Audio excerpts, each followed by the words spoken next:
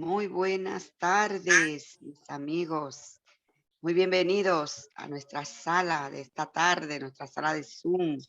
Amigos de Betania por siempre. Hoy tenemos una lectura preciosa. Bueno, todas lo son. Capítulo 30, el tabernáculo y su servicio. Humberto, bienvenido. Muchas Odette, gracias, qué muchas bueno gracias. saludarte también. Muy Gracias. bienvenidos sean todos mis amados.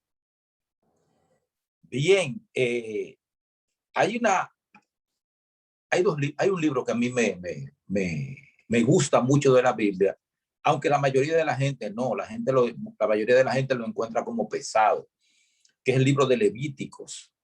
A mí el libro de Levíticos me da una sensación de seguridad, de provisión. Los otros días escuché al pastor Maldonado, estaba predicando un pastor lo estaban presentando en la iglesia de Almas Rosa, el pastor Maldonado, que ya está jubilado. Y le preguntó, quien estaba presentando, preguntó, ¿y qué, qué significa el arco iris? ¿Qué usted siente cuando ve el arco iris? Y el pastor Maldonado dijo que todavía hay gracia. Cada vez que ve el arco iris, todavía hay gracia. A mí, el libro de Levítico me da la seguridad de que para los pecados se hizo provisión. Para el pecado se hizo provisión. Para salvar al pecador se hizo provisión. Hay provisión. En el santuario, Dios hizo provisión para salvarnos. Y no solamente eso, que el santuario es una demostración de lo que es el plan de salvación. Si ustedes se fijan, primero estaba el altar, luego el lavacro en línea recta. Y en línea recta eso llegaba hasta el altar del incienso. Y a los lados, allá, estaba a la derecha, estaba la mesa de los panes y a la izquierda el candelabro. O sea, los muebles estaban puestos en una forma de cruz. Había una cruz. Esa era la forma que tenían los muebles del altar antes del lugar santísimo. Así que, pero no se lleven de mí, que yo estoy hablando mucho en estos días, pero son cosas de la vejez. Vamos a inclinar el rostro y vamos a pedir la bendición de Dios para iniciar nuestra lectura. Dios Todopoderoso, en esta tarde, al venir delante de tu presencia, te pedimos perdón por nuestros pecados. No podemos estar delante de ti, un Dios santo, cargando con pecados. Así que lo traemos delante de tu presencia, de tu persona, para que con la sangre de Jesucristo nos limpies, nos transformes. Y ahora, al proceder a la lectura de la primera parte, del capítulo 30, el tabernáculo y sus servicios, invocamos la presencia del Espíritu Santo para que sea quien conduzca los pensamientos, la lectura, la comprensión. En el nombre y por los méritos de Jesucristo, tu Hijo. Amén.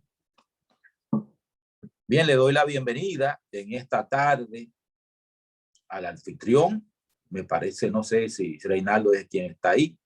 Alexandra Viñas, Liz Ávila, Dulce, Gloria Morel, Arolis, mi esposa Odette, Rodolfo y Shannon, que está aquí con nosotros en esta tarde. Comenzamos. Mientras Moisés estaba en el monte, Dios le ordenó: hacerme un santuario y yo habitaré entre ellos. Éxodo capítulo 25, versículo 8. Y le dio instrucciones completas para la construcción del tabernáculo. A causa de su apostasía, los israelitas habían perdido el derecho a la bendición de la presencia divina y por el momento hicieron imposible la construcción del santuario de Dios entre ellos. Pero después que les fuera devuelto el favor del cielo, el gran caudillo procedió a ejecutar la orden divina. Ciertos hombres escogidos fueron especialmente dotados por Dios con habilidad y sabiduría para la construcción del sagrado edificio. Dios mismo le dio a Moisés el plano con instrucciones detalladas acerca del tamaño y forma, así como de los materiales que debían emplearse y de todos los objetos y muebles que había de contener. Los dos lugares santos, hechos a mano, habían de ser figuras del verdadero, figuras de las cosas celestiales. Hebreos capítulo 9, versos 23 y 24. Es decir, una representación en miniatura del templo celestial donde Cristo, nuestro gran sumo sacerdote, después de ofrecer su vida como sacrificio, habría de interceder en favor de los pecadores. Dios presentó ante Moisés en el monte una visión del santuario celestial y le ordenó que hiciera todas las cosas de acuerdo con el modelo que se le había mostrado. Todas estas instrucciones fueron escritas cuidadosamente por Moisés, quien las comunicó a los jefes del pueblo. Para la construcción del santuario fue necesario hacer grandes y costosos preparativos. Hacía falta gran cantidad de los materiales más preciosos y caros. No obstante, el Señor solo aceptó ofrendas voluntarias. Di a los hijos de Israel que tomen para mí ofrenda de todo varón que la diere de su voluntad. De corazón tomaréis mi ofrenda. Éxodo capítulo 25, versículo 2.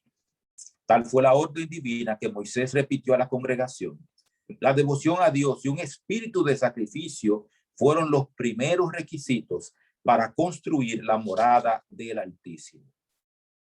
Todo el pueblo respondió unánimemente y vino todo varón a quien su corazón estimuló y todo aquel a quien su espíritu le dio voluntad y trajeron ofrenda a Jehová para la obra del tabernáculo del testimonio y para toda su obra y para las sagradas vestiduras. Y vinieron así hombres como mujeres, todo voluntario de corazón, y trajeron cadenas y zarcillos, sortijas y brazaletes y toda joya de oro y cualquiera ofrenda de oro a Jehová. Ustedes recordarán, hago un alto aquí, ustedes recordarán que cuando Israel salió de Egipto, Dios le había dicho en Génesis 15 a Abraham que ten por cierto que tu pueblo estará esclavo en Egipto por 400 años, pero yo los libertaré y cuando salgan, saldrán con gran riqueza porque van a despojar a los egipcios. Así mismo sucedió. Después de la muerte de los primogénitos, los israelíes, cuando iban a salir, comenzaron a pedirle a todos los egipcios que les regalaran joyas, y los egipcios, asustados o como sea, les dieron de todo a los hebreos cuando iban a salir de Egipto. Todo hombre que se hallaba con jacinto o púrpura o carmesí o lino fino o pelo de cabras o cueros rojos de carneros o cueros de tejones, lo traía. Cualquiera que ofrecía ofrenda de plata o de metal, traía a Jehová la ofrenda. Y todo el que se hallaba con madera de sitín, traíala para toda la obra del servicio. Además, todas las mujeres sabias de corazón hilaban de sus manos y traían lo que habían hilado, cárdeno o púrpura o carmesí o lino fino. Y todas las mujeres cuyo corazón las levantó en sabiduría, hilaron pelos de cabra. Y los príncipes trajeron piedras de ónix y las piedras de los engastes para el efod y el racional y las especias aromáticas y aceite para la luminaria y para el aceite de la unción y para el perfume aromático. Éxodo capítulo 31, versos 21 al 28. Mientras se llevaba a cabo la construcción del santuario, el pueblo, fuesen ancianos o jóvenes, adultos, mujeres o niños, continuaron trayendo sus ofrendas hasta que los encargados de la obra vieron que ya tenían lo suficiente y aún más de lo que podrían usar. Y Moisés hizo proclamar por todo el campamento: ningún hombre ni mujer haga más obra para ofrecer para el santuario. Y así fue el pueblo impedido de ofrecer. Éxodo capítulo 36, versículo 6. Recuerden que se pidieron ofrendas voluntarias y la gente dio tanto que hubo que decirle ya no den más. Y también lo dice, tenía que salir de su corazón. Las murmuraciones de los israelitas y como Dios castigó sus pecados fueron registrados como advertencia para las futuras generaciones. y su devoción, su celo y liberalidad son un ejemplo digno de imitarse. Todos los que aman el culto de Dios y aprecian la bendición de su santa presencia mostrarán el mismo espíritu de sacrificio en la preparación de una casa donde Él pueda reunirse con ellos. Desearán traer al Señor una ofrenda de lo mejor que posean. La casa que se construya para Dios no debe quedar endeudada, pues con ello Dios sería deshonrado.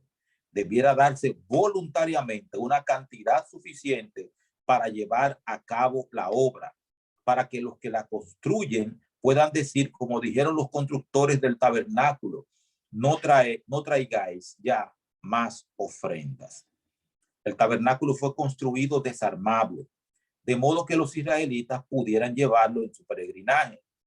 Era por consiguiente pequeño, de solo 55 pies de largo por 18 de ancho y alto. No obstante, era una construcción magnífica. La madera que se empleó en el edificio y en sus muebles era de acacia, la menos susceptibles al deterioro de todas las que había en el Sinaí. Las paredes consistían en tablas colocadas verticalmente, fijadas en basas de plata y aseguradas por columnas y travesaños. Y todo estaba cubierto de oro, lo cual hacía aparecer el edificio como de oro macizo. El techo estaba formado de 4 juegos de cortinas. El de más adentro era de lino torcido, cárdeno y púrpura y carmesí, y querubines de obra delicada. Éxodo capítulo 26, versículo 1. Los otros 3 eran de pelo de cabra, de cueros de carneros teñidos de rojo y de cueros de tejones, arreglados de tal manera que ofrecían completa protección. El edificio se dividía en 2 secciones mediante una bella y rica cortina o velo suspendida de columnas doradas, y una cortina semejante a la anterior cerraba la entrada de la primera sección. Tanto estos velos como la cubierta interior que formaba el techo eran de los más magníficos colores: azul, púrpura y escarlata, bellamente combinados, y tenían recamados con hilos de oro y plata, querubines que representaban la hueste de los ángeles asociados con la obra del santuario celestial y que son espíritus ministradores del pueblo de Dios en la tierra. El santo tabernáculo estaba colocado en un espacio abierto llamado atrio, rodeado por cortinas de lino fino que colgaban de columnas de metal. La entrada a este recinto se hallaba en el extremo oriental. Estaba cerrada con cortinas de riquísima tela, hermosamente trabajadas, aunque inferiores a las del santuario. Con estas cortinas del atrio eran solo de la mitad, como estas cortinas del atrio eran solo de la mitad de la altura de las paredes del tabernáculo, el edificio podía verse perfectamente desde afuera. En el atrio y cerca de la entrada se hallaba el altar de bronce del holocausto. En este altar se consumían todos los sacrificios que debían ofrecerse por fuego al Señor, y sobre sus cuernos se rociaba la sangre expiatoria. Entre el altar y la puerta del tabernáculo estaba la fuente, también de metal. Había sido hecha con los espejos donados voluntariamente por las mujeres de Israel. En la fuente, los sacerdotes debían lavarse las manos y los pies cada vez que entraban en el departamento santo o cuando se acercaban al altar para ofrecer un holocausto al Señor. En el primer departamento, o lugar santo, estaban la mesa para el pan de la proposición, el candelabro o la lámpara y el altar del incienso. La mesa del pan de la proposición estaba hacia el norte, así como su cornisa dorada estaba revestida de oro puro. Sobre esta mesa los sacerdotes debían poner cada sábado 12 panes, arreglados en 2 pilas y rociados con incienso. Por ser santos, los panes que se quitaban debían ser consumidos por los sacerdotes. Al sur estaba el candelero de 7 brazos, con sus 7 lámparas. Sus brazos estaban decorados con flores exquisitamente labradas y parecidas a lirios. El conjunto estaba hecho de una pieza sólida de oro, y como no había ventanas en el tabernáculo, las lámparas nunca se extinguían todas al mismo tiempo, sino que ardían día y noche. Exactamente frente al velo que separaba el lugar santo del Santísimo y de la inmediata presencia de Dios, estaba el altar del incienso. Sobre este altar, el sacerdote debía quemar incienso todas las mañanas y todas las tardes. Sobre sus cuernos se aplicaba la sangre de la víctima de la expiación, y el gran día de la expiación era rociado con sangre. Nos referimos al altar. El fuego que estaba sobre el altar fue encendido por Dios mismo y se mantenía como sagrado. Día y noche el santo incienso difundía su fragancia por los recintos sagrados del tabernáculo y por sus alrededores. Más allá del velo interior estaba el lugar santísimo, que era el centro del servicio de expiación e intercesión, y constituía el eslabón que unía al cielo y la tierra. En este departamento estaba el arca, que era un cofre de madera de acacia recubierto de oro por dentro y por fuera, y que tenía una cornisa de oro encima. Y era el repositorio de las tablas de piedra, en las cuales Dios mismo había grabado, los 10 mandamientos. Por consiguiente, se lo llamaba arca del testamento de Dios o arca de la alianza, puesto que los 10 mandamientos eran la base de la alianza hecha entre Dios e Israel. La cubierta del arca sagrada se llamaba propiciatorio. Estaba hecha de una sola pieza de oro y encima tenía 2 querubines de oro, uno en cada extremo. Muchas gracias. Con su permiso.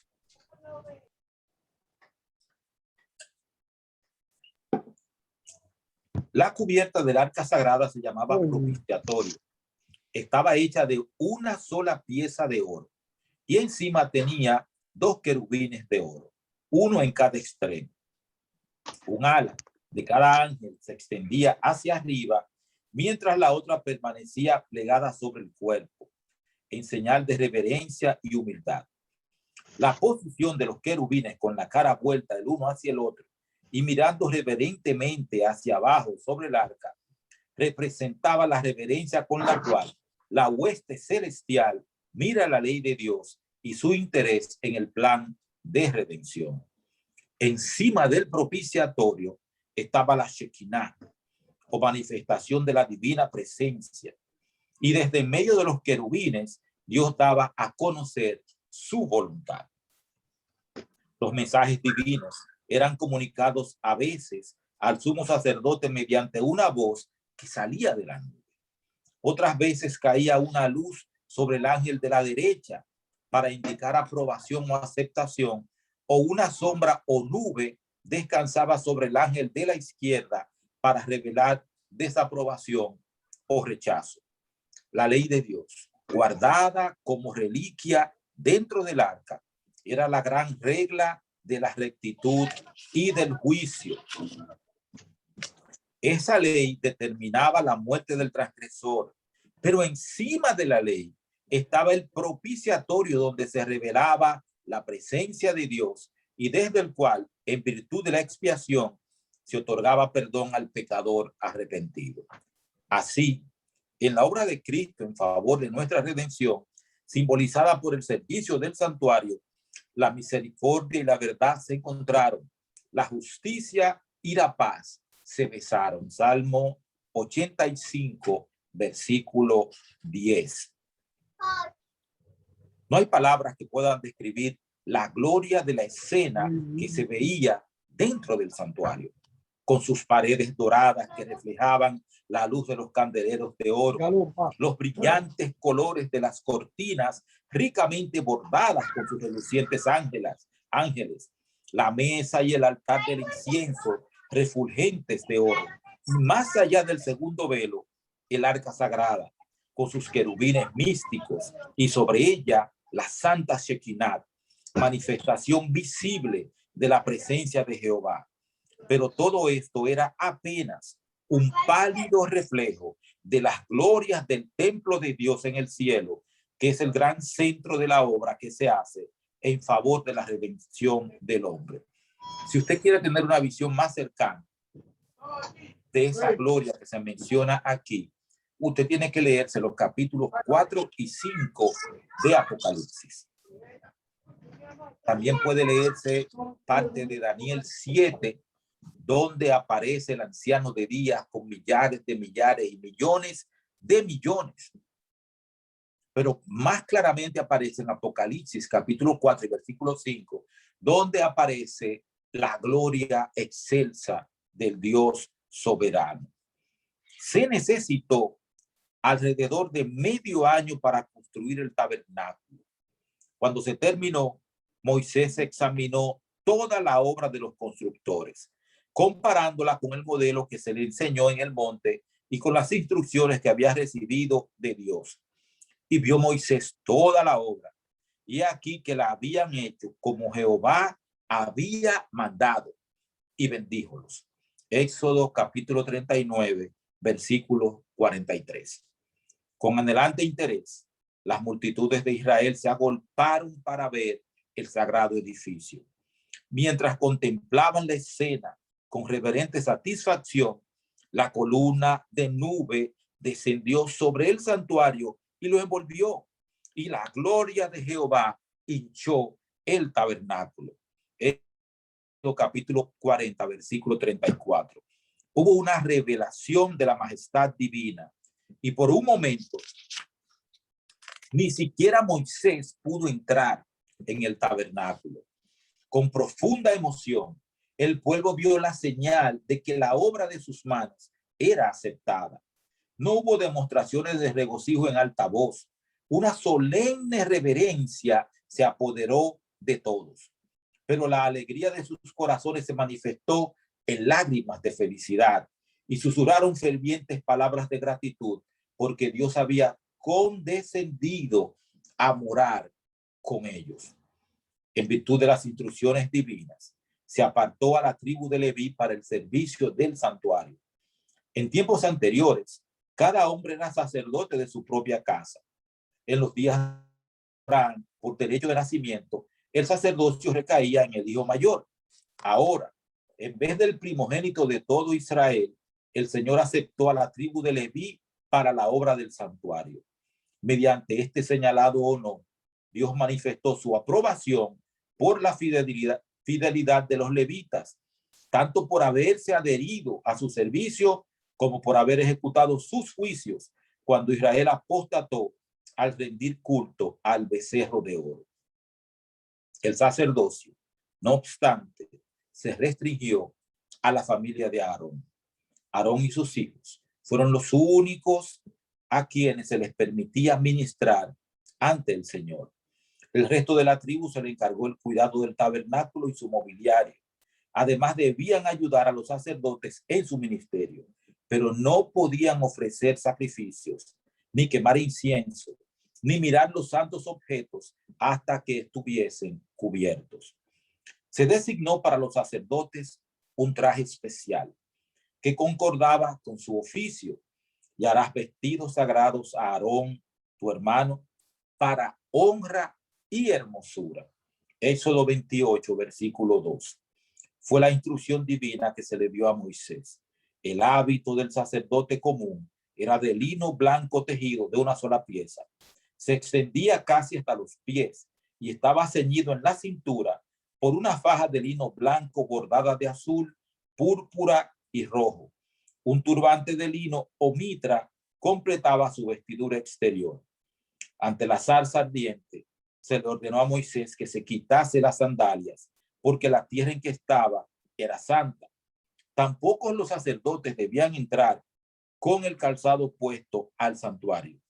Las partículas del polvo pegadas a él habrían profanado el lugar santo. Debían dejar los zapatos en el atrio antes de entrar en el santuario, y también tenían que lavarse tanto las manos como los pies antes de servir en el tabernáculo o en el altar de los holocaustos. En esa forma se enseñaba constantemente que los que quieran acercarse a la presencia de Dios deben apartarse de toda impureza. Las vestiduras del sumo sacerdote eran de costosa tela de bellísima hechura, como convenía a su elevada jerarquía. Además del traje de lino del sacerdote común, llevaba una túnica azul, también tejida de una sola pieza. El borde del manto estaba adornado con campanas de oro y granadas de color azul, púrpura y escarlata. Sobre esto llevaba el efod, vestidura más corta de oro, azul, púrpura, escarlata y blanco, rodeada por una faja de los mismos colores, hermosamente elaborada. El efod no tenía mangas y en sus sombreras bordadas con oro tenía engarzadas 2 piedras de ónix que llevaban los nombres de las 12 tribus de Israel, 6 en cada piedra. Sobre el efod estaba el racional, la más sagrada de las vestiduras sacerdotales. Era de la misma tela que el efod, de forma cuadrada, medía 1 palmo y colgaba de los hombros mediante un cordón azul prendido en argollas de oro. El ribete estaba formado por una variedad de piedras preciosas, las mismas que forman los 12 fundamentos de la ciudad de Dios. Dentro del ribete había 12 piedras engarzadas en oro, arregladas en hileras de 4, que, como las de los hombres, tenían grabadas los nombres de las tribus. Las instrucciones del Señor fueron: y llevaron los nombres de los hijos de Israel en el racional del juicio sobre su corazón cuando entrare en el santuario para memoria delante de Jehová continuamente. Éxodo capítulo 28, versículo 29.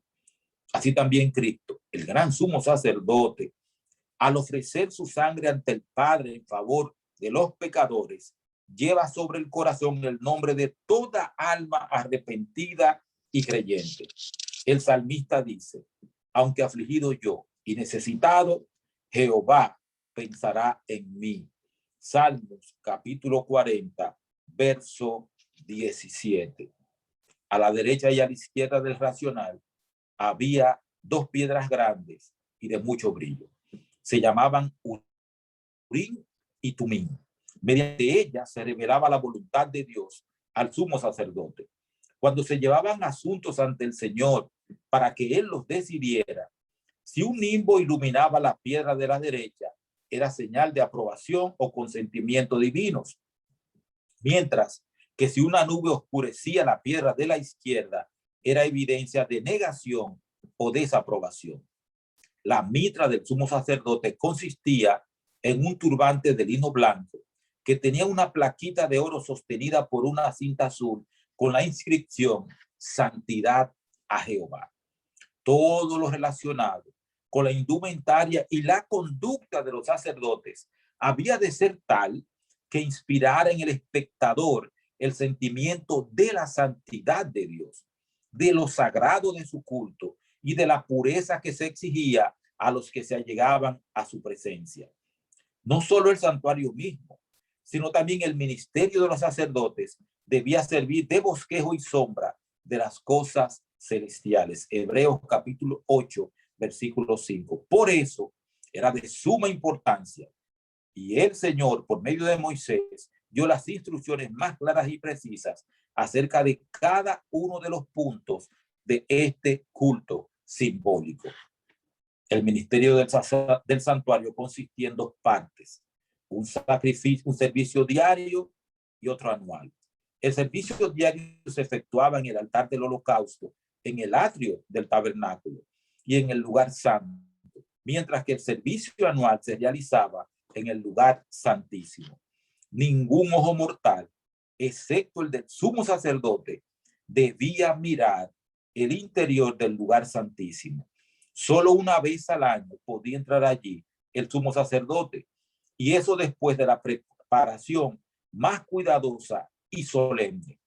Temblando, entraba para presentarse ante Dios. El pueblo en reverente silencio esperaba su regreso, con los corazones elevados en fervorosa oración para pedir la bendición divina. Ante el propiciatorio, el sumo sacerdote hacía expiación por Israel, y en la nube de gloria Dios se encontraba con él. Si su permanencia en dicho sitio duraba más del tiempo acostumbrado, el pueblo sentía temor de que, a causa de los pecados de ellos o de él mismo, le hubiese muerto la gloria del Señor. El servicio diario consistía en el holocausto matutino y el vespertino, y en el ofrecimiento del incienso en el altar de oro y de los sacrificios especiales por los pecados individuales. Además, había sacrificio para los sábados, las lunas nuevas y las fiestas especiales.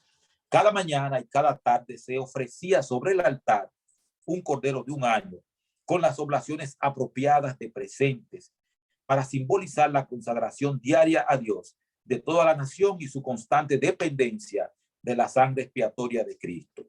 Dios les indicó expresamente que toda ofrenda presentada para el servicio del santuario debía ser sin defecto. Éxodo 12:5. Los sacerdotes debían examinar todos los animales que se traían como sacrificio y rechazar los defectuosos. Solo una ofrenda sin defecto podía simbolizar la perfecta pureza de aquel que había de ofrecerse como cordero sin mancha y sin contaminación. Primera de Pedro, capítulo 1, verso 19. Hasta aquí la primera parte de este capítulo tan interesante. No sé si a usted le gustó mucho, pero a mí me encanta todo eso del santuario, los muebles, los sacrificios. A mí me fascina todo eso. Dulce. Bueno, yo soy también una de esas que yo me engancho al santuario, es maravilloso. Yo me engancho, yo me engancho. Se extrae tantas cosas lindas del santuario que no acabáramos hoy. Bueno, es maravilloso. Bueno, hasta donde hemos leído, señores, ¿quién quiere comentar algo, decir algo, preguntar si desea o hacer un comentario, una inquietud? Es el momento, ¿eh? Sí. ¿Alguien quiere comentar algo? Hace unos años, un amigo me decía que Dios no era humilde. Y yo le decía que ¿por qué? Y él me decía, oh, ¿tú no viste ese santuario? ¿Cómo fue que lo hicieron? ¿Cómo lo hicieron? Y yo le decía, ¿y cuál es el problema con eso? Y él me dijo, sí, pero si Dios mandó a hacer que le hicieran esas cosas así, con tanta, él dijo millonario fue que la palabra que lo usó, millonario. Sí. Es que Dios no es humilde porque hay gente que adora a Dios debajo de una chocita. ¿Por qué Dios quería un sitio para que lo adoraran así? Y yo le dije, bueno, la Biblia dice, mío es el oro y la plata. O sea, lo que hay en esta tierra es del Señor. O sea, yo no veo por qué no se le haga un lugar digno o un lugar importante a Dios. Es lo que yo le respondí. Pero me quedó la curiosidad y por eso la expreso aquí en esta hora. Mira qué resulta. En primer lugar, Dios quería algo. Si uno lee Apocalipsis capítulo 1, cuando Jesucristo se presenta delante de Juan se cayó al piso de la gloria de Jesucristo, de la magnificencia de su persona, no como el pobre y humilde que vino aquí a la tierra a ser escupido, golpeado, muerto en la cruz. No, como lo que él es, Dios. Eso en primer lugar. Cuando tú lees Apocalipsis capítulo 4 y 5, tú te das cuenta de la magnificencia en la que vive Dios. Nosotros vivimos como estamos viviendo ahora a causa del pecado, pero nadie en el universo vive tan bajo como vivimos nosotros. Otra cosa que hay que tomar en consideración es que los israelitas consiguieron todo eso de los egipcios. Ellos despojaron a los egipcios y Dios no forzó a nadie a que le llevara nada. Lo que Dios hizo fue, le dijo a Moisés, lo leímos aquí, cada quien voluntariamente que salga de su corazón. Si sale de su corazón, entonces lo traiga. El que no quiera traer, que no traiga, pero tiene que ser de su corazón. Entonces, Dios está muy por encima de nosotros. La gloria de Dios llena toda la tierra. Dios es que nos da a nosotros la vida, depende de Él. Los medios que nosotros tenemos, Dios creó todo esto. Por lo tanto, Dios es tan humilde que en Filipenses 2, 5 al 8 dice que Jesucristo se humilló, se despojó a sí mismo. O sea, nadie puede decir que Dios es orgulloso porque Dios se humilló. En Jesucristo se humilló, dejando de ser lo que es Dios por un tiempo y vino a caminar, a coger polvo en esos caminos de Galilea y de Judea, a pasar hambre, necesidad. Una persona que vivía constantemente siendo alabado por los ángeles, por los mundos no caídos, le tributan gloria y honra, y entonces él se despojó a sí mismo, haciéndose obediente hasta la muerte y muerte de cruz. Por lo tanto, uno cuando uno ve todo eso, el panorama completo, uno se da cuenta de que realmente Dios no pidió gran cosa, porque Dios hizo que los egipcios le dieran, y de lo que los egipcios le dieron, entonces Dios dijo, el que quiera voluntariamente traer, que traiga. Y como Dios sabe que hay gente que no son mezquinos con él, entonces esa gente que no es mezquina con Dios le dio. Si ese caballero hubiese estado en el desierto, seguramente de todo lo que los egipcios le dieron, él no hubiese llevado nada para la construcción del santuario. Y creo que hablé mucho también. Amén, amén, así es. Una pregunta. ¿Y ese bombillo que tú tienes en la cabeza? Oh, perdón. Estaba en un lugar muy oscuro haciendo algo hace un rato y parece que me olvidé de que tenía eso en la cabeza ahí. ¿Tendrá eso algo que ver con la visión de los judíos de que el Señor va a venir de una familia rica o Jesús, el Mesías, va a venir de una familia adinerada, poderosa? Porque ellos todavía están pensando que eso va a ser así. Mira, Miqueas 5:2, búscate la Biblia en Miqueas 5:2. Busco Miqueas capítulo 5:2. Miqueas 5:2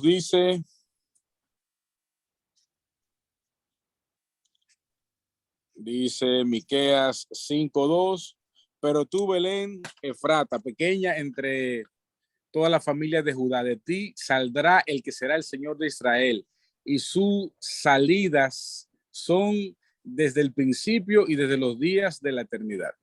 Exacto. Efrata. Ya sabemos de dónde venía.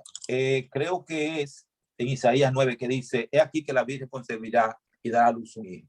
Toda la vida de Jesucristo está planteada en las escrituras antes de que sucediera.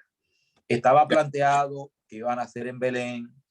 Estaba planteado también Isaías 53. Vamos a 53. 1 y 2. Isaías 53, del 1 en adelante. 53, 1. En adelante, sí.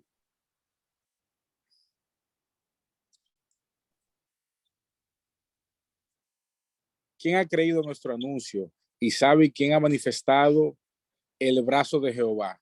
¿Sobre quién se ha manifestado el brazo de Jehová? Subirá cual nuevo delante de él, y como raíz de tierra seca, no hay parecer en él ni hermosura. Le veremos más sin atractivo, para que no le deseemos. Despreciado, desechado entre los hombres, varón de dolores, experimentado en quebranto. Hasta ahí ya, gracias. Ok. Ahí no dice, ahí no habla de riqueza, todo lo contrario. O sea, despreciado y desechado entre los hombres. Comienza diciendo, ¿quién ha creído a nuestro anuncio? ¿Sobre quién se ha manifestado el brazo de Jehová? Subirá cual renuevo de tierra seca, sin, ¿cómo es que dice? Sin parecer ni hermosura. Sin atractivo para que le deseemos. O sea, no hay nada que lo haga físicamente atractivo. Entonces, no hay nada que diga que el Mesías iba a venir como rico. Al contrario, dice, despreciado y desechado entre los hombres, varón de dolores, experimentado en quebranto. ¿De dónde sacaron los judíos eso? lo sacan precisamente de que ellos tenían una visión nacionalista de su misión divina. Pero hay partes que ellos no leen. Por ejemplo, hay una parte de Isaías que dice, que habla de Galilea de los gentiles. El pueblo que habitaba en tinieblas ha visto gran luz. ¿Te acuerdas? Ya. Entonces, pero ellos no querían saber de la gente de Galilea, porque no eran judíos. Estaban mezclados con muchísima gente. Entonces la visión de ellos era: nosotros vamos a gobernar el mundo. Era una visión sionista: vamos a gobernar el mundo. Y por eso ellos que no aceptaron a Jesucristo, porque querían que Jesucristo se sumara a eso. Pero lo de Jesucristo no era venir a gobernar el mundo. Jesucristo vino como expiación por el pecado. Amén. Jesucristo vino a mostrar quién es Dios. Vino e hizo muchísimos milagros. De hecho, en un momento, creo que fue en Juan 12, perdón, que no he comido espagueti para estar tan fino. En Juan 12, Jesucristo dijo: si no creen mis palabras, por lo menos crean mis obras. Había resucitado a Lázaro, había resucitado al hijo de la viuda de Naín, había limpiado leprosos, había multiplicado panes y peces. O sea, hizo milagros que no se habían hecho antes. De hecho, el mismo ciego de Juan 9 le dijo a los escribas, fariseos y sacerdotes: desde el principio no se había visto que alguien devolviera la vista a un ciego. Y sin embargo, ellos prefirieron no mirar a los hechos que Jesucristo presentaba. De hecho, en una ocasión mandaron unos alguaciles del templo a buscar a Jesucristo preso. Y cuando ellos regresaron, no llevaron a Jesucristo. ¿Y por qué no lo trajeron ustedes? Y ellos le dijeron: no lo trajimos porque ningún hombre jamás ha hablado como ese hombre habla. Amén. Entonces, ellos se negaron a creer y todavía siguen buscando excusas. O sea, 2000 años después, siguen buscando excusas para no creer. Esperando, según ellos. Que esperen, que lo van a ver venir en gloria. Amén. Así es que lo van a ver, veniendo en gloria. Así es que va a ser.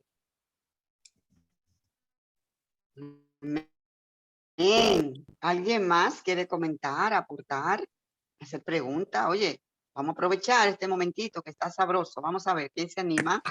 Yo quiero decir algo. Adelante. Cuando yo escuchaba a Humberto leer la parte donde se daban los detalles del santuario, me acuerdo, yo no sé si yo se lo comenté a él una vez, a Humberto, de que me fascina eso del tema del santuario, porque es como que demuestra el carácter de Jesucristo y revela básicamente que Dios es un Dios de orden, es un Dios que tiene sus detalles, ¿entiendes? O sea que, y eso impresiona porque muchas veces nosotros creemos que como Dios vino así, Jesucristo vino de una forma, ¿verdad? Bien humilde y todo eso.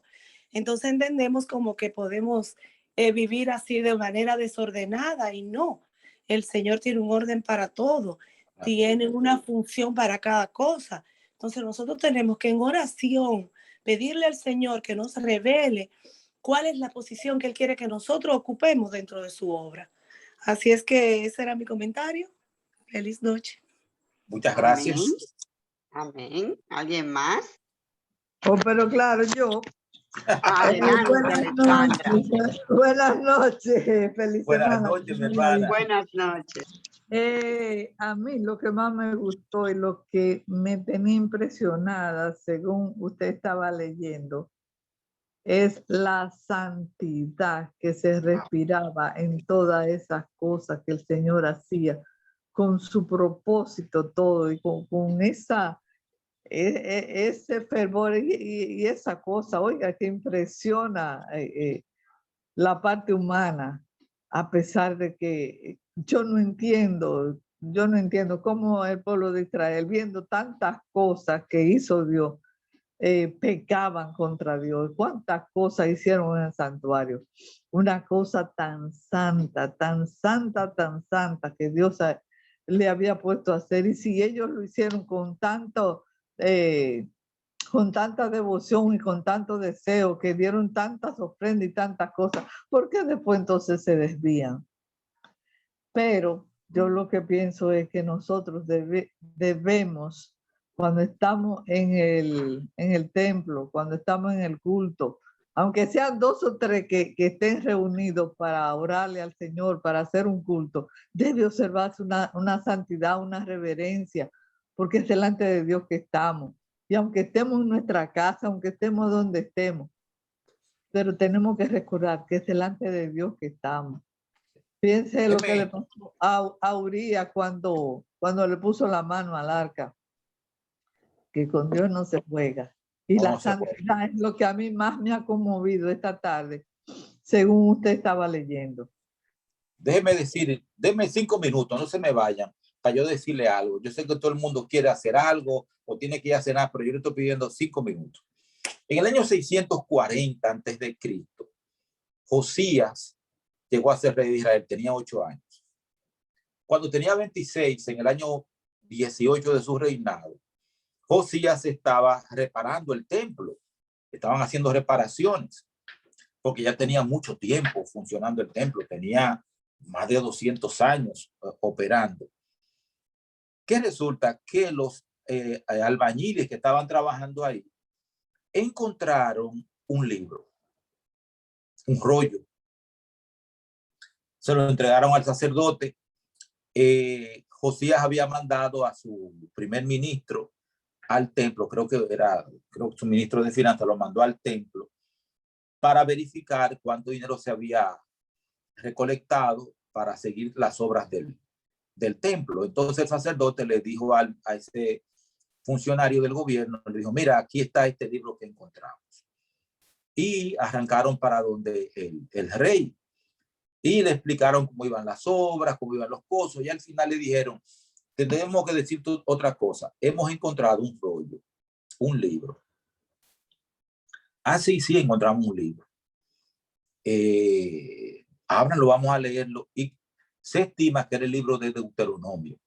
Y cuando comenzaron a leer a Deuteronomio, que el rey escuchó todo lo que estaba escrito ahí, el pacto, los mandamientos, las promesas, las amonestaciones, la historia, los 2 sitios donde estaban las bendiciones y las maldiciones, todo eso. Y él se dio cuenta de que su pueblo había estado constantemente violando el pacto. Josías rasgó su vestidura. Y a partir de ahí comenzó un movimiento de reavivamiento y de reforma en Judá, en el reino de Judá. Ese movimiento de reavivamiento y reforma no duró tanto tiempo.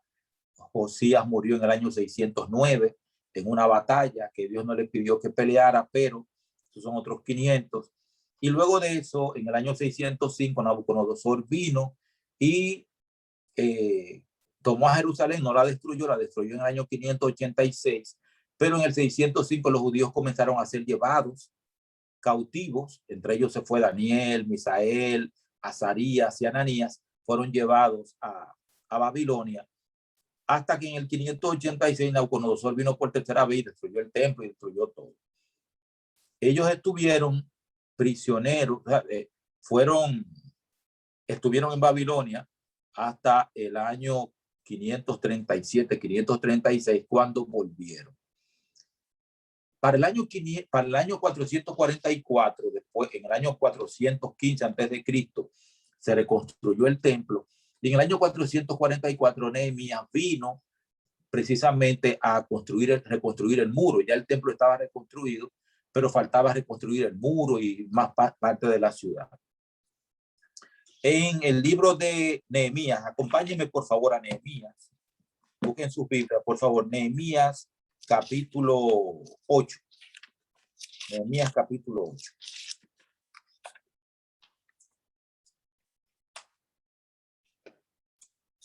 Nehemías 8.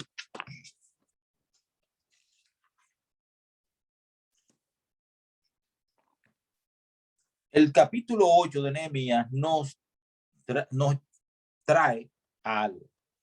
Nos habla acerca de que Esdras le leyó la ley al pueblo. Posiblemente haya sido el libro de Deuteronomio. Esdras y Nehemías estaban juntos, montaron una plataforma, una tarima frente al templo. De un lado había levitas, de otro lado había levitas, y el pueblo estaba de frente a ellos, y en el centro alguien leía y los levitas explicaban. ¿Cuál fue?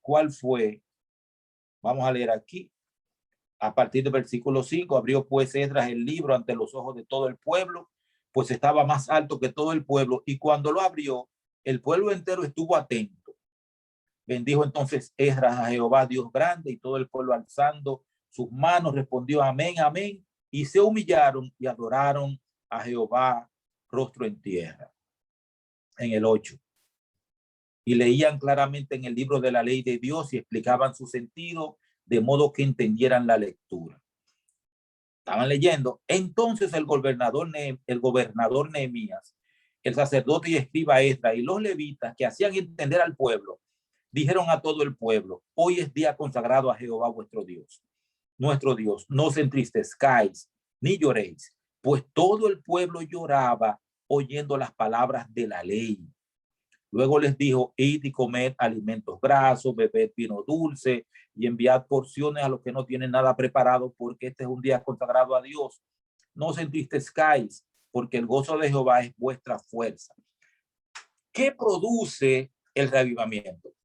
El reavivamiento no se produce por noticias falsas, ni cosas excitantes, ni interpretaciones locas, ni que hay un sistema que los Estados Unidos tienen que hacer tal cosa, ni que el chip, nada de eso produce reavivamiento. Tanto en el caso de Josías, como en el caso de Nehemías y de Esdras, el reavivamiento es el resultado del estudio de la palabra de Dios. La gente lloraba escuchando la palabra de Dios. Si nos vamos al libro de Hechos y Hechos de los Apóstoles, me acompañan por favor. Hechos capítulo 2. Hechos capítulo 2.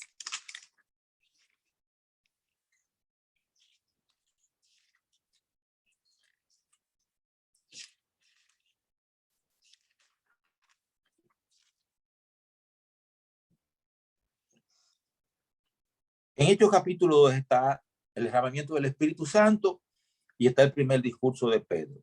Si ustedes se fijan en el primer discurso de Pedro, está lleno de la profecía de Joel. Tiene también cosas que se dijeron en los Salmos. Tiene también cosas que se dijeron en otras partes del Antiguo Testamento. O sea, ellos estaban escuchando, todo el pueblo que estaba enfrente estaba escuchando la palabra de Dios. ¿Cuál fue el resultado de eso? Hechos 2:37. Al oír esto, se compungieron de corazón y dijeron a Pedro y a los otros apóstoles: hermanos, ¿qué haremos? Es la palabra de Dios la que produce el estudio de la Biblia, de la palabra de Dios. No, que el chi te excita, te pone a millón, pero no te convierte. No, que el sistema HARP que tienen los Estados Unidos para producir terremotos y huracanes y cosas así, te excita, pero no te convierte. Lo que te convierte es la palabra de Dios, porque el Espíritu Santo obra a través de la palabra de Dios. H.M.S. Richards escribió en el libro Apacienta mis ovejas, que es la buena predicación la que convierte. En estos días yo tuve que llamarle la atención a un hermano muy amigo mío que estaba predicando en una iglesia. Yo estaba ahí y él vino a hablar de la vacuna, comenzó a hablar de la vacuna. Cuando terminó, yo le dije: no vuelvo a predicar aquí esas cosas. Eso no convierte a nadie. Háblame de la Biblia, de la palabra de Dios, que eso es lo que convierte a la gente. H.M.S. Richard dijo: la buena predicación es la que produce, la que convierte, la que produce el reavivamiento. Levanten el púlpito y se levantará la iglesia. Entonces, ¿qué escuchaban los judíos? Los judíos no escuchaban lo que decían los profetas. Ellos sabían todo lo que decían los profetas, pero ellos prefirieron escuchar lo que les interesaba. Ellos estaban buscando lo que decían los rabinos, lo que decía fulano de tal, lo que decía Perencejo, pero lo que Dios había inspirado, que era la Biblia, a eso ellos no le ponían atención. Y por eso Jesucristo vino. Y fueron pocos de los dirigentes que le hicieron caso. Nicodemo le hizo caso, Gamaliel también, y esa gente se dieron cuenta, José de Arimatea se dieron cuenta, pero el grueso de ellos eran saduceos que no creían en la resurrección, y la Biblia está llena de resurrección. Por ejemplo, Elías se resucitó al hijo de la tsunamita, o creo que fue Eliseo, no sé cuál de ellos. Entonces, pero ellos no creían nada de eso, porque no creen en la Biblia. Eran tan sabios que no creían en eso. Entonces, perdóneme mi perorata que me he tirado ahora, pero era para explicar algunas cosas. Muchas gracias. Amén, gloria a Dios. Bueno, pues yo no me quiero quedar callada tampoco. Yo voy a hacer un funny una. Yo voy a hacer rápidamente un recogidito de lo que se ha comentado. Me gustó el comentario que han hecho todo, está edificante. En cuanto a lo que el atractivo que hemos hablado, esos pelos de cabra que cubría el santuario, independientemente de que le protegía de las inclemencias del desierto, que protegía al santuario, representaba también a Cristo, que no tenía atractivo. Esa cubierta que era como feucha, así de tejón, de piel, representaba a Cristo. Y también habló Alexandra de la santidad, señores. Sí se puede, porque esos sacerdotes que ministraban ahí eran gente como nosotros, con todos sus defectos. Aarón, miren, cuando leamos lo de Aarón, ustedes van a ver quién era Aarón. Y sin embargo, ministraba ahí delante de Jehová. Y era literal, nosotros lo vemos con el velo, como dice Pablo, ¿no? Ese velo. Sin embargo, ellos estaban ahí, en santidad. Sí se puede vivir en santidad. Y nosotros estamos llamados como sacerdotes a vivir en santidad hoy, delante de la presencia de Dios. También habló de ese orden, de esa limpieza de Jesús, no es ese que lo pintan, señores, ese Jesús y que todo es alineado, con un pajón, todo sucio, de que con las chancletas rotas y andando por ahí de que haciendo milagros, que lo ponen en las películas y los videos, ustedes lo han visto, videos musicales. No, Jesús no era así, Jesús no era desaliñado ni sucio, jamás. Fíjate que las ropas de él se las rifaron. Mira lo buena que era. De buena calidad. Exacto. Tenía una ropa bella, una ropa buena, y se las rifaron. O sea, Jesús no andaba ni despeinado, ni desaliñado, ni sucio. Porque jamás en la vida él va a hacer eso. O sea, que tengamos todas esas cositas claras. Sea lo que iba a decir. Si alguien más quiere comentar, si no, cerramos. ¿Alguien más se anima? Sí, yo quiero decir algo antes de terminar. Adelante. Sí, es con relación a lo que decía Rodolfo de la humildad de Jesús. Yo creo que Dios es tan humilde que Él toma tiempo para escucharnos. Nosotros somos personas que no merecemos a veces, pues nos comportamos tan mal que no merecemos que nos escuchen. Y Dios se toma su tiempo y nos escucha y nos contesta. Amén. Y para mí, quiero darle la gloria y la honra a Dios por ser tan amable, por ser tan bueno con sus hijos. Amén. Gloria a Dios. Amén, gloria a Dios. Qué lindo, habló, cuánta cosa buena. Habló por 1000 años, habló. Óyeme, tremendo. Fíjate, Ávila, esas piedras que llevaba el sacerdote en los hombros, que dice, y llevará el principado sobre sus hombros, esa soberanía de Jehová. Pero también nos lleva a nosotros. A nosotros, claro. Todo tiene un significado precioso. Otra cosa, que Jesús vino a este mundo humilde, pero él era del linaje de David, vino como rey. Sí. Y fue para gobernar no solo la tierra, sino el universo. Y para derrotar a Satanás. Porque nadie creía en Satanás, pero Dios sabía con quién estaba luchando. Claro. Y por eso fue que él tuvo tantas pruebas. Porque Satanás estaba detrás de todos esos fariseos y saduceos. Y él es el rey del universo. Y él vino humilde, aparentó ser humilde, pero sabemos que era el rey de reyes que estaba aquí en la tierra. Amén. Amén, gloria a Dios, nuestro soberano Rey. Ay, qué lindo, Señor. ¿Alguien más? Y si no, ¿alguien más se anima? Esto está bueno. Voy a agregar algo más. Recuerdo Adelante. que en el estudio del santuario que hicimos hace unos meses atrás con el pastor Natanael Suero, decía Natanael, todo lo que hay en el santuario tiene un significado. Nada, absolutamente nada de lo que estaba ahí adentro estaba por el azar. Todo tiene un significado y estudiarlo nos hace vivificar nuestra fe. Decía amén. Amén. Amén. Es que el santuario es el evangelio en símbolo, Señor. Eso es maravilloso. A mí me apasiona. ¿Alguien más quiere comentar? ¿Alguno más? Bueno, pues si no, señores, vamos Dulce, quiero decir que yo dije aparentó, y así que le pido perdón a Dios porque él no aparentó, él es humilde y era humilde. Lo que pasa él no lo aparentó, pero para mí era el Rey de Reyes, como quiera. El Espíritu Santo traduce, el Espíritu Santo es el traductor y le explica las cosas. El concepto lo entendimos muy bien. Gloria a Dios por eso. ¿Alguien dijo buenas noches? ¿Alguien yo le felicidad a Jochi. Hola, Jochi. Bienvenido. Sí. Qué alegría. Yo no lo escuché bien el tema entero, pero lo que escuché me edificó bien. Rodi decía ahora mismo que cada objeto del santuario tiene un significado y se mandó a hacer, no fue de una réplica que estaba en el cielo. Explíqueme algo ahí.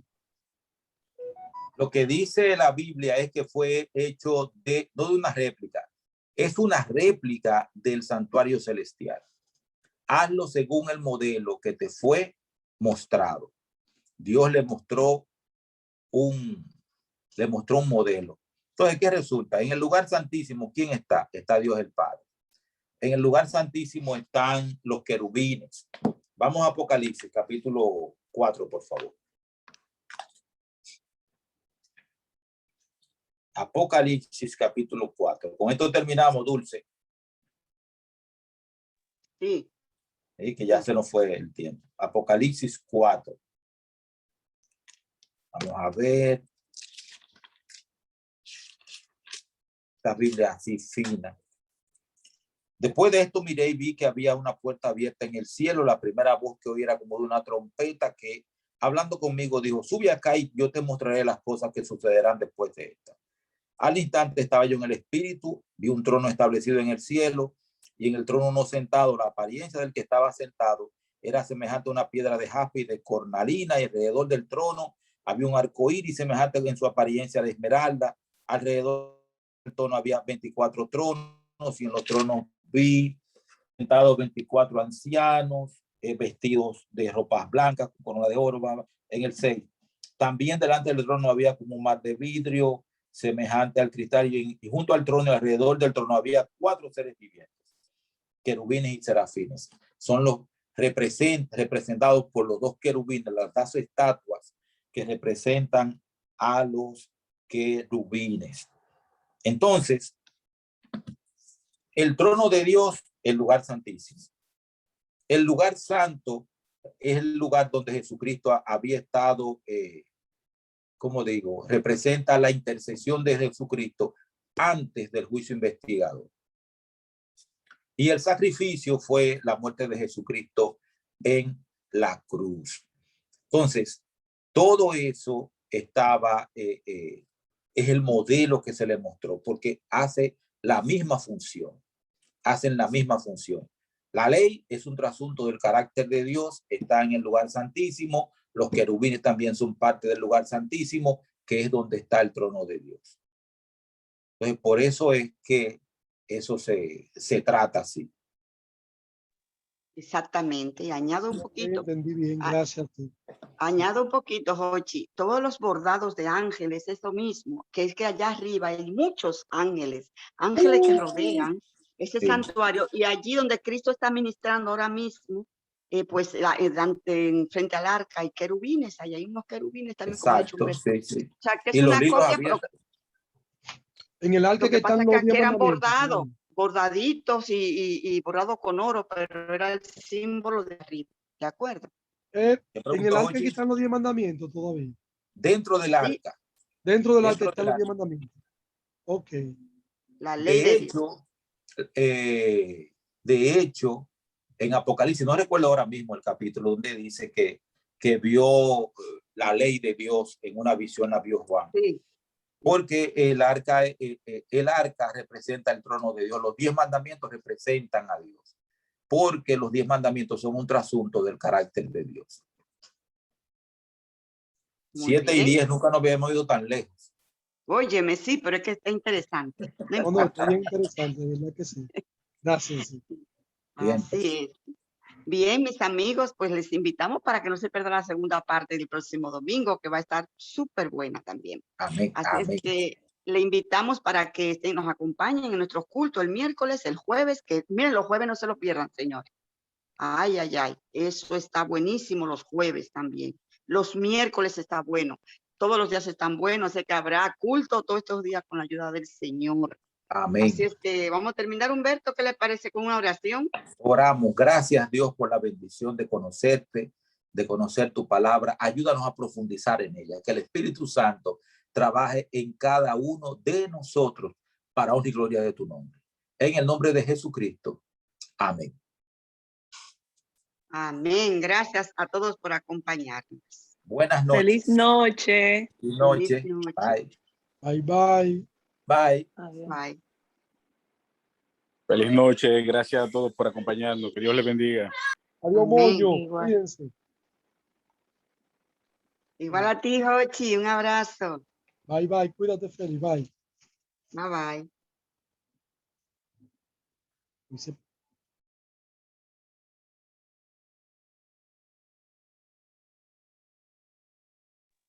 Oye, sería bueno poner la canción del santuario que canta este grupo, no me acuerdo el nombre. Mis faltas borras tú en el santuario. No me acuerdo el nombre, de la Universidad de Chile.